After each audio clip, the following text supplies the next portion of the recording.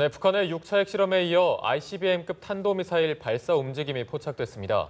국정원도 언제든 추가 핵실험이 가능하다고 보고했는데요. 한반도 위기감이 최고조에 이르고 있습니다. 네, 이런 가운데 국제사회는 북한을 완전히 고립시키기 위해 긴밀하게 움직이고 있는데요. 관련 이슈 짚어보겠습니다. 문근식 한국국방안보 포럼 대외협력국장 나오셨습니다. 어서 오십시오. 네, 안녕하세요. 네, 안녕하십니까. 네, 일단 우리 시간으로 어젯밤에 유엔 안보리 긴급회의가 열렸는데 여기서 미국과 일본이 초강력 제재안을 요구했습니다. 이 초강력 제재안이 어떤 의미로 저희가 볼 수 있을까요? 지금까지 매번 나올 때마다 초강력입니다. 그러나 그것이 실효적인 조치를 달성하지 못했어요. 네. 그건 결국에는 지금까지 유엔 안보리에서 결의된 것들이 대부분 경제 제재거든요. 거기서 이제 세컨더리 보이스 같은 금융 제재 쪽으로 지금 가고 있는데 매번 강화됐어요. 그러나 지금 중국이 적극적으로 협조를 하지 않는 상태에서 이번에 또 한 번의 결의안이 얼마나 효과가 그럴지 이건 미지수라고 보고 있습니다. 네. 예, 안보리 같은 경우는 그동안 이런 결의안을 채택을 할 때 굉장히 좀 긴 시간이 걸렸습니다. 한 수주일 정도 걸렸는데 이번에는 미국이 일주일 만에 채택을 시도하고 있는데요. 이게 이례적인 움직임 아닙니까? 그럴 수밖에 없죠.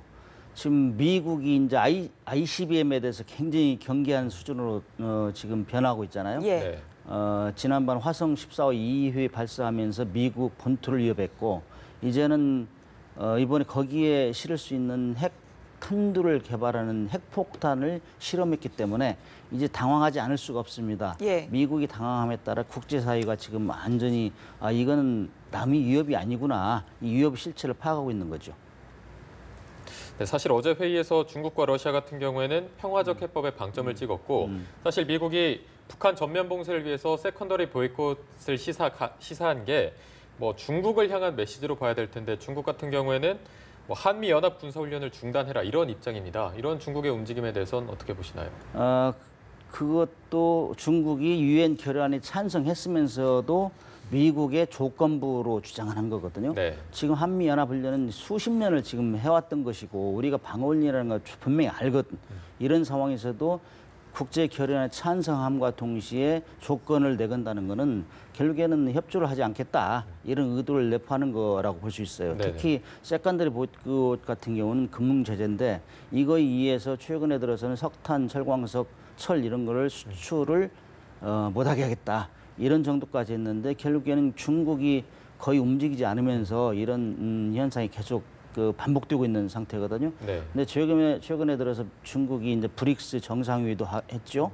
이런 상황에서 또 핵실험을 해버렸어요. 지난번에 G20 정상회의 때도 미사일 도발하면서 중국의 심기를 건드렸는데 이것이 계속 누적되고 있는 상황입니다. 예. 그래서 지금 중국이 이제는 조금 더 변하지 않을까 이런 기대를 함과 동시에 지금 결의안이 추진됐다고 보고 있어요. 네. 예, 문재인 대통령이 이제 내일 러시아를 방문을 합니다. 푸틴과의 통화에서 대북 원유 공급 중단 등을 이제 안보리에서 검토를 해야 된다 이렇게 말을 했는데 여기에 대해서 푸틴의 스탠스는 어떻게 봐야 될까요? 대통령이 참 고민이 많으실 거예요. 근데 사실 푸틴 대통령하고는 이제 정상회의가 처음인데 미국과 중국 우리 같이 협력하면서 북한을 압박했지만 안 되거든요. 예. 근데 지금 신삼국 얘기를 하지 않습니까? 북중러, 한미일 이게 지금 편이 갈라지는 형국이거든요. 지금 러시아가 어떤 스탠스를 취할지 이건 참 고민인데 지금 러시아로부터도 뭐 원유가 지금 수입되고 이런 상황이기 때문에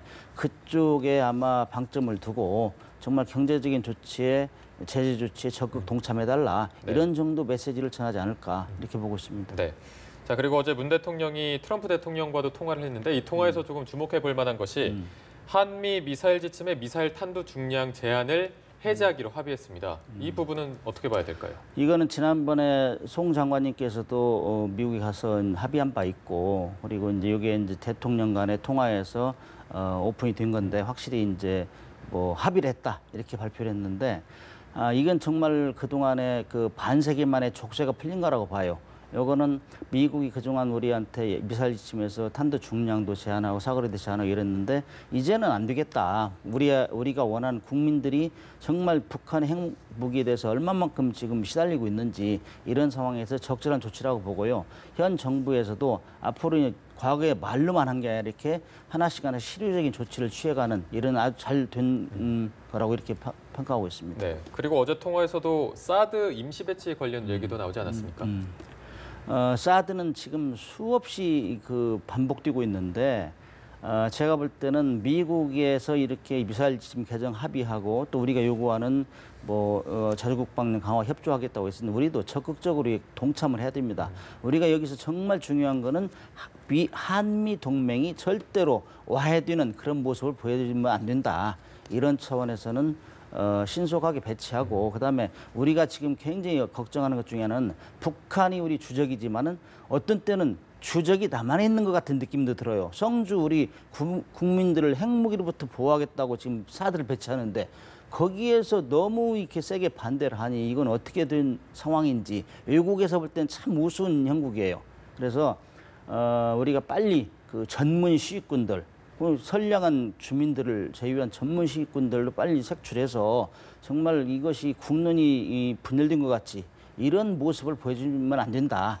이런 차원에서 신속하게 사드 문제를 해결해야 된다 이렇게 봅니다. 네. 예, 근데 사드 배치를 비롯해서 유엔 안보리의 대북 압박 제재라든지 이런 압박 수위를 높인다고 해서 사실 북한이 그 대화의 장으로 쉽게 걸어 나올 것 같지는 않습니다. 여기에 대해서 어떻게 생각하십니까? 요즘 국민들이 더 잘하시는 것 같아요.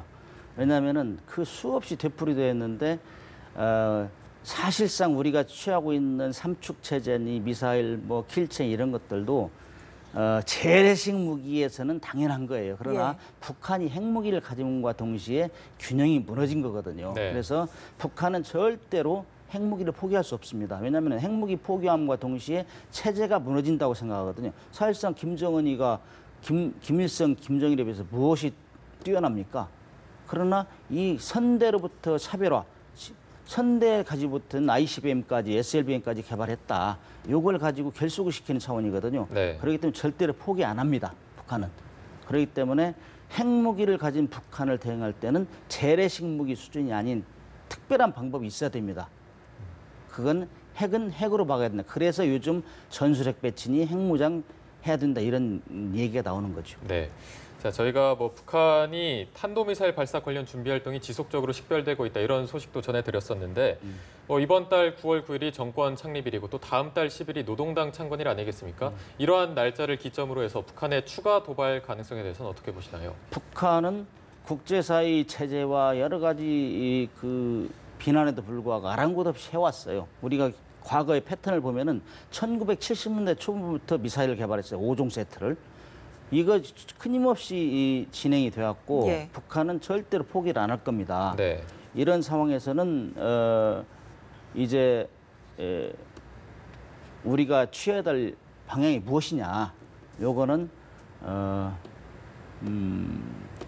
잠깐 조금 전에 했던 질문이 다시 한번 해주세요. 북한의 추가 도발 가능성에 대해서 그렇죠. 여쭤봤습니다. 네, 네네. 그렇죠. 죄송합니다. 추가 도발 가능성. 북한은 원하는 게 분명해요. 핵무기 보유국을 인정해달라. P5는 아니더라도 최소한 이스라엘, 인도, 파키스탄 이 정도에서는 보유국 인정을 받게 해달라. 이걸 인정하지 않는 한 지속적으로 그들이 해왔던 거를 쏴댈 거예요. 그들이 패턴 똑같습니다. 그 핵폭탄 실험을 하고 그다음에 운반체 실험하고 이런 패턴이 계속 반복될 거예요. 그래서 이제 구구절 행사도 있고 대형 이벤트에 맞춰 가지고 미사일을 쏘고 또 핵실험하고 이런 수술을 계속 진행할 거라고 예상합니다. 네. 예, 우리 군은 어제 북한 육차 핵실험 이후 하루 만에 첫 군사 훈련을 했습니다. 풍계리 핵실험장을 겨냥해서 이제 육군 그리고 공군이 미사일 합동 실사격 훈련을 실시를 했는데요. 여기에 이제 추가적인 어떤 한미 연합군의 대응 훈련도 좀 생각을 해볼 수 있을까요? 그렇죠. 지금 이제 우리가 아무리 그런 훈련을 해도 아까 조금 전에 언급하신 대로 북한이 수긍하겠느냐. 예. 그래서 나오는 얘기가 핵 항공모함, 핵 추인 잠수함 등을 배치해서 순환 배치해가지고 지속적으로 압박하겠다. 그다음에 B1B나 이런 전략자산들, 항공기 예. 전략자산들을 지속적으로 순환 배치 또는 지속 배치해가지고 압박하겠다. 이런 지금 방향으로 조정되고 있는 걸로 알고 있습니다. 네. 자, 저희가 마지막으로 이제 문 대통령이 후보 시절에 북한이 만약에 육차 핵실험을 한다면 돌아올 수 없는 강을 건너는 것이다. 대화는 불가능할 것이다. 이렇게 강하게 입장을 말했었는데 그렇다면 육차 핵실험을 한 상황에서 앞으로 대북 정책 기조가 바뀔 가능성이 있을까요? 그렇지, 바뀌어야죠. 이제는 대통령께서 특단의 조치를 취해야 된다 이런 말씀하셨잖아요. 예. 네. 사실상 지난번에 그 레드라인 말씀하셨는데 레드라인은 건널 수 없는 선을 넘었다는 얘기거든요. 그건 네. 미국에는 ICBM이 레드라인을 보고 있어요. 그러나 우리는 그동안 스커드 미사일, 노동 미사일, 무수단 미사일 이런 데 다 핵무기 소형화, 경량화, 다중화를 했다. 지난번 5차 핵실험하나 가서 공언했어요. 그 김정은이 업어주면서 치하를 했다고. 그 정도로 이제 자기들이 남한을 향해서 쏠 수 있는 그 핵폭탄을 다중화, 경량화 다 했다 이거예요. 예, 그런 상황에서 우리는 정말로 이제는 실효적인 대응 조치를 해야 된다. 이렇게 지금 보고 있습니다. 네. 예, 오늘 북한의 6차 핵실험과 함께 또 국제사회의 움직임에 대해서 문근식 한국 국방안보 포럼 대외 협력국장과 이야기 나눠봤습니다. 오늘 말씀 고맙습니다. 고맙습니다. 감사합니다.